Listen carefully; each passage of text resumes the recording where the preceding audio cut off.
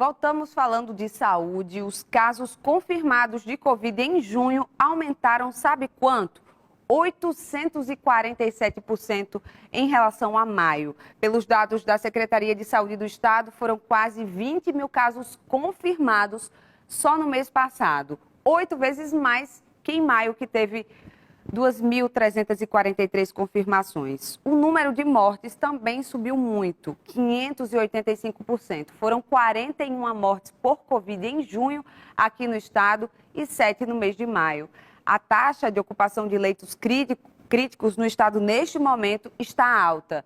Claro que a gente tem um número menor aí de leitos disponíveis, né? Mas 82% dos leitos de UTI estão ocupados por pacientes com problemas respiratórios. A região Seridó não tem mais vagas disponíveis para pacientes com Covid. E um dos sintomas mais comuns de quem enfrenta sequelas, pós-Covid-19 é a perda de memória e concentração. Mari, nós duas já tivemos Covid-19. Eu não posso falar porque eu já sofro de perda de memória. Aí não sabe se é bem isso, né? Então não tem como diferenciar. Mas você nota, assim, alguma coisa? Notei bastante. Depois que eu tive Covid, a gente diz assim, eu tô meio desorientada. E não só eu, muita gente que eu já conversei disse isso aí.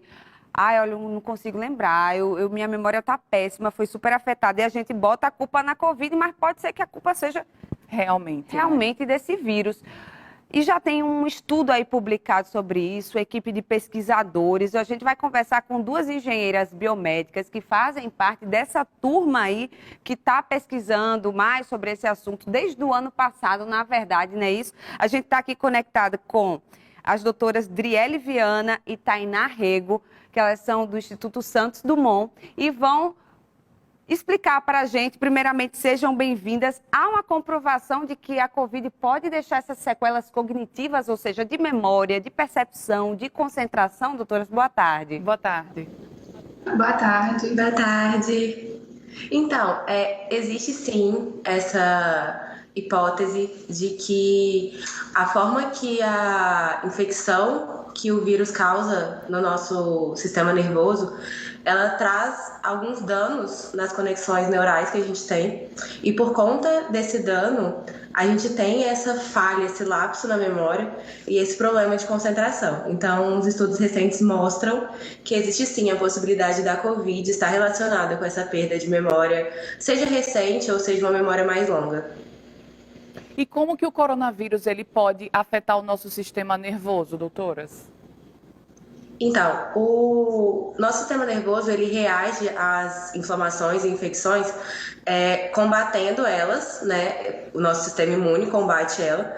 E o vírus da Covid-19 foi descoberto que ele faz com que muitos sinais inflamatórios sejam enviados ao sistema nervoso e o nosso sistema combate essa parte de inflamação. Então, quanto mais sinal inflamatório essa infecção viral manda para o nosso sistema nervoso, mais o mesmo combate ele. Então, é esse combate do nosso corpo com esse sinal inflamatório que faz com que ocorra esses danos nessas conexões que transformariam a memória, né? Fariam você ter o aprendizado em decorrência da memória.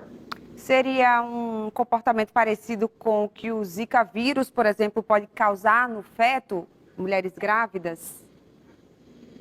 Existem pesquisas que precisam ser realizadas para a gente afirmar isso, então acredito que precisam, no nosso estudo é um estudo, então precisaria de mais embasamento teórico para poder afirmar uma relação fisiológica e imunológica do sistema. É o que a gente tem ouvido falar, assim, que chama de Covid longa, doutoras? Ou uma coisa é ter sequelas e outra coisa é Covid longa? Então, quando nós começamos a pesquisa, nós fizemos uma varredura de casos, de relato de casos e de tipos de estudo, como estudo de corte, que eles já relatavam esses sintomas, mas ainda não era denominado, ainda não era conhecido o conceito de Covid longa.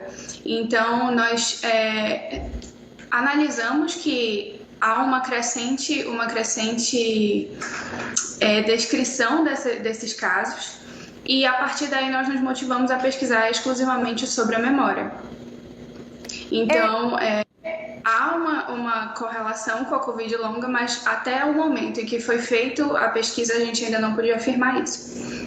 Como está tudo na cabeça, né? A gente que é leigo, escutamos muitas pessoas também falarem sobre o tal do zumbido no ouvido depois que teve a Covid-19. A gente tem aqui na Band exemplos, meu pai também ficou com esse zumbido no ouvido, teve uma perda auditiva, está usando um aparelho. Teria alguma coisa a ver também esse zumbido com alguma ligação aí dos neurônios, alguma coisa assim? Tem a ver ou não tem nada a ver isso aí? Ou está dentro do estudo de vocês também esses zumbidos?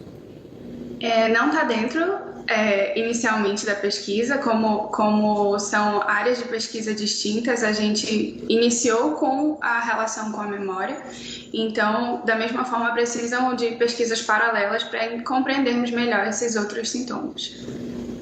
E vocês também avaliam, né, a possível relação dessas sequelas com problemas também de aprendizado, né, problemas que possam ser refletidos na nossa própria educação? Sim. Qual foi o nosso maior desafio quando a gente foi concluir o estudo? O problema da memória, ele não vem sozinho. Então, a gente constatou com algumas leituras que alguns pacientes recuperados, né, do vírus, da infecção, eles também estavam tendo problemas de concentração. E lembrando que esses problemas, eles não são relatados só em adultos. Eles são relatados em crianças, em jovens, em adolescentes, incluindo pacientes sintomáticos e assintomáticos. Então, você tem essa reclamação. E por que a gente falou que isso poderia trazer problemas para a educação, né? Um impacto social tão grande na educação do Brasil e do mundo? Porque conforme você vai ensinar alguém, seja para você ensinar da sua cabeça, ou seja a pessoa aprender aquilo, você tem um problema de concentração. Então, o aluno, por exemplo, não vai conseguir se concentrar e aprender e prestar atenção naquilo. Como você vai ter um problema de memória, ele não vai conseguir fixar aquele aprendizado do dia.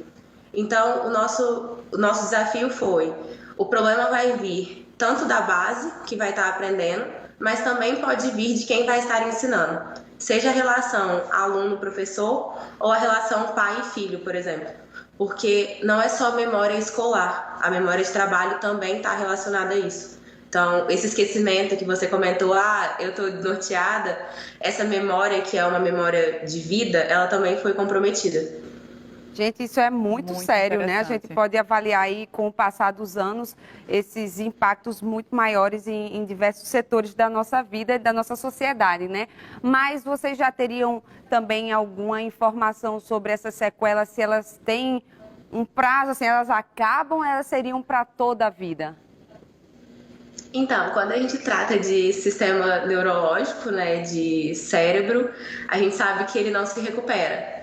Então, não tem estudos que falam sobre isso. Os poucos que falam sobre isso não tem data. Então, é algo a se pesquisar e esperar 5, 10 anos, pelo menos, para saber como é que vai ser. Acho que a gente ainda vai descobrir muitas coisas, né, sobre esse vírus, como a gente já estava ressaltando aqui nos próximos anos. Esse estudo que vocês publicaram, né, conta só um pouquinho mais para a gente encerrar a entrevista, de que forma ele está continuando, né, por esse time de pesquisadores, foi publicado a nível nacional? Foi um congresso, né, internacional, e nós fizemos uma pesquisa de cerca de 2.700 artigos, e dentre todos eles nós buscamos por análises de pessoas que foram infectadas por Covid, que relataram tais sintomas e que já estavam curadas, antes ressaltando que não existia ainda a Covid longa, né, o conceito de Covid longa, então foram esses critérios. No final de tudo, nós concluímos que os casos mais comuns de sintomas persistentes de esquecimento ocorriam em mulheres, até porque a maior amostra da nossa pesquisa era de mulheres que trabalhavam na área da saúde, e além de pessoas com comorbidades prévias, como doenças cardiorrespiratórias ou até mesmo com um alto IMC.